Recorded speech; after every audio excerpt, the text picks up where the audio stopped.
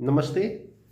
मैं जितेंद्र वैस अपने यूट्यूब अकाउंट मैं भारत बोल रहा हूं के माध्यम से आज पुनः आप लोगों के बीच में उपस्थित हुआ हूं। पिछली वीडियो में मैंने आप लोगों के बीच में उस गंभीर समस्या पर चर्चा की थी जो लगातार समाज के अंदर बढ़ती चली जा रही है,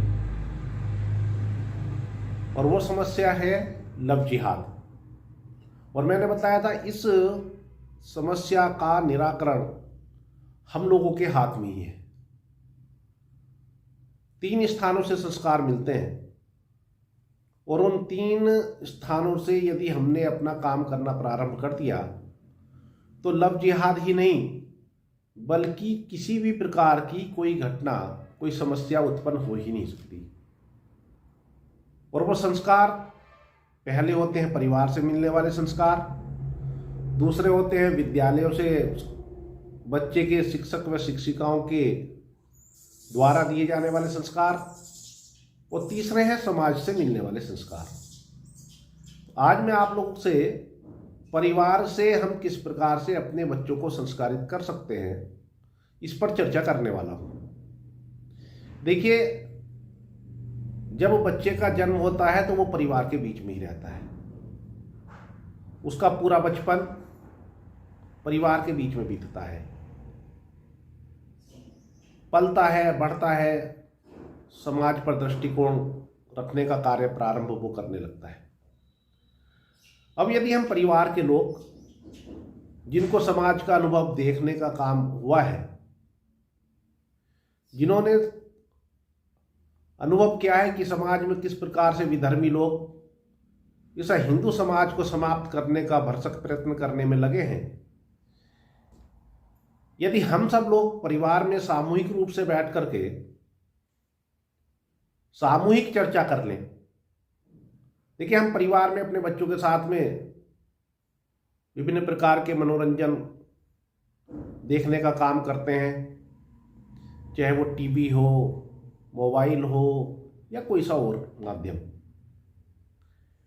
टीवी पर हम देखते हैं किस किस प्रकार के सीरियल, किस प्रकार की फिल्में, ये सब परोसने का काम किया जा रहा है। किस प्रकार से समाज को दिग्भ्रमित करने का भी काम किया जा रहा है, और कैसे कैसे दृश्य सीरियल के माध्यम से या मूवी के माध्यम से हम लोगों के सामने आते हैं और हम पूरे परिवार के साथ में बैठ के उसको देखने का काम करते हैं। लेकिन हम केवल मनोरंजन उसको मान लेते हैं। अब यदि हम थोड़ा सा गंभीरता में बात करें कि हम जब सारी चीजें अपने बच्चों के सामने कर सकते हैं तो सारी समस्याओं पर चर्चा भी हमें अपने बच्चों के सामने करनी चाहिए। अब हम बच्चों को बचपन से ही यदि ये शिक्षा देने का काम कर दें कि हमको किस प्रकार से उठना चाहिए, किस प्रकार से बैठना चाहिए, किस प्रकार के लोगों से हमारे संपर्क होने चाहिए, किनके साथ हमारी दोस्ती होनी चाहिए, इन सब चीजों की यदि हम चर्चा करनी प्रारंभ कर दें, दोस्त किस प्रकार के होने चाहिए विशेष रूप से इस पर चर्चा होती है। कोई मिला, हाय हेलो की, हमको अच्छा लगा, किसी के पास घोड़ा है, गाड़ी है, बढ़िया करके उसके पास आर्थिक रूप से मजबूती है, उसका रहन सहन कह लेना चाहिए कि उच्च स्तर का है, तो हम समझते हैं कि ऊंचा है, बढ़िया है, बड़ा है, हमारी दोस्ती प्रारंभ हो गई। कोई मिला हमें, थोड़ी सी उसने हमारी सहायता कर दी, हमने सोच लिया हमारा दोस्त हो गया, बहुत अच्छा है। हमने किसी को देख लिया विधर्मी है लेकिन तिलक लगाने का काम करता है, हमने देखा अच्छा है। लेकिन वास्तविकता क्या है? मंदिर में जाने लगा, हमको बहुत अच्छा लगने लगा, जागरणों में मिल रहा है, बहुत अच्छा लग रहा है। तो ये सारी चीजें जब हमारे मस्तिष्क के अंदर बैठती हैं, लेकिन इसके पीछे ध्येय क्या है, उद्देश्य उन लोगों का क्या है, इस पर यदि हम विचार नहीं करते तो फिर समझिएगा कि घटना होनी स्वाभाविक है, होनी है। अब हम परिवारों में बैठ करके बच्चों को बतलाएं अपने, वो कितना भी बड़ा क्यों ना हो गया, वो बच्चा है, ये मान करके चले। बच्चे उम्र की वक्त से नहीं है कि 3 साल का, 4 साल का, 5 साल का, 8 साल, 10 साल, 12 साल, 15 साल, 16 साल, कभी कभी हो सकता है। उनको समाज के अंदर की स्थिति से अवगत कराना, विधर्मियों के द्वारा किस किस प्रकार के षड्यंत्र हमारे खिलाफ तैयार किए जा रहे हैं, उन पर उनके बीच में बैठ करके खुली चर्चा होनी चाहिए। वो खुली चर्चा करने के लिए कोई स्पेशल समय निकालने की आवश्यकता नहीं है। हम नाश्ता कर रहे हो तब हम हल्के से चर्चा कर सकते हैं। हम भोजन के लिए बैठे परिवार के साथ, हम एक ही टेबल पर बैठ करके भोजन करें या नीचे जैसे ही बैठने की व्यवस्था होती है वैसे बैठ करके बात करें। अपने बच्चों के साथ भोजन अवश्य करना चाहिए। भोजन के उपरांत बात कर सकते हैं, थोड़ा सा समय मिलता है तब हम बैठ करके चर्चा कर सकते हैं। एक अच्छा वातावरण तैयार करने के बाद में बच्चों को बतला सकते हैं क्या है क्या नहीं है। यदि हम अपने बच्चों को बताएं ये तुम्हारे साथ में जिसको तुम चलने वाला युवा है, जिसको तुम अपना मित्र समझते हो, उसका वास्तविक चेहरा क्या है, मित्रता का अर्थ क्या है, उसको बतलाएं। वो सच्चे मित्र तो घर के अंदर ही उपस्थित है।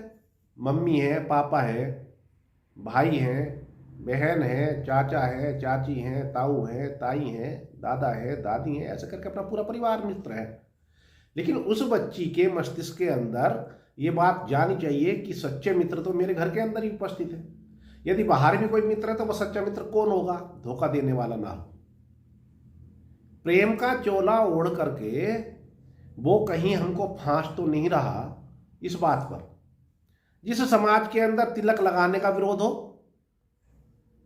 वो तिलक लगा करके हमारे सामने आ रहा है। जिस समाज को शिक्षा दी जाती है कि जो हिंदू मान्यताएं हैं, कलावा बांधना है, तिलक लगाना है, जागरणों में जाना है, मूर्ति पूजा करनी है, मूर्ति के सामने खड़े होकर के शीश झुकाना है, मंदिरों में जाना है, ये सब करने वाले लोग काफिर हैं और इनसे हमारी कोई मित्रता हो नहीं सकती। तो वो हमारा मित्र कैसे हो जाएगा? और वो तिलक भी लगा रहा है, कलावे भी बांध रहा है, जागरण में भी जा रहा है, रामलीला के आयोजनों में जा रहा है, हमारे धार्मिक अनुष्ठानों में सहभागिता कर रहा है, मंदिरों में उसका जाना है।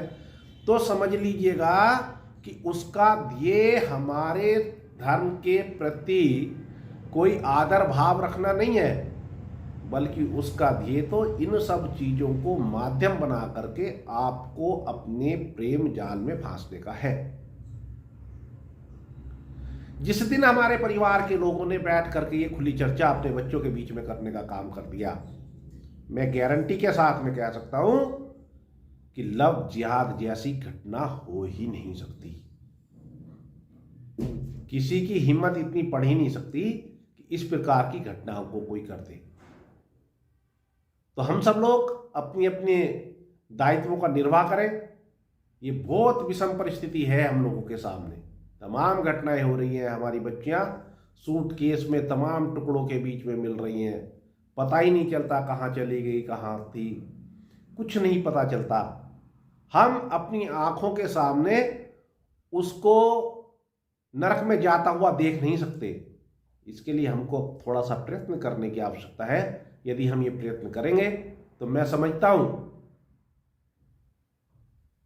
कि हमको कभी नीचा देखने की आवश्यकता नहीं पड़ेगी। हमारा बच्चा कभी रास्ते से भटकने का काम नहीं करेगा।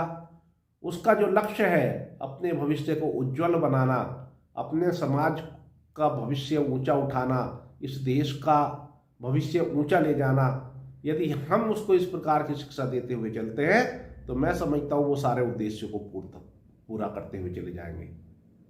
धन्यवाद। आज मैंने प्रयास किया है आप लोगों के बीच में हमारे परिवार के क्या क्या दायित्व हो सकते हैं, इन पर पुनः फिर चर्चा करेंगे विस्तार रूप में। मैं अगली वीडियो में आप लोगों के बीच में उपस्थित होऊंगा। विद्यालयों के संस्कार, विद्यालयों से किस प्रकार से संस्कार दिए जा सकते हैं, किस प्रकार से विद्यालयों की भूमिका इन घटनाओं को रोकने में हो सकती है, और समाज की क्या क्या भूमिका होनी चाहिए, इस पर मैं चर्चा करने के लिए पुनः आप लोगों के बीच में उपस्थित होऊंगा। धन्यवाद। भारत माता की जय। वंदे मातरम।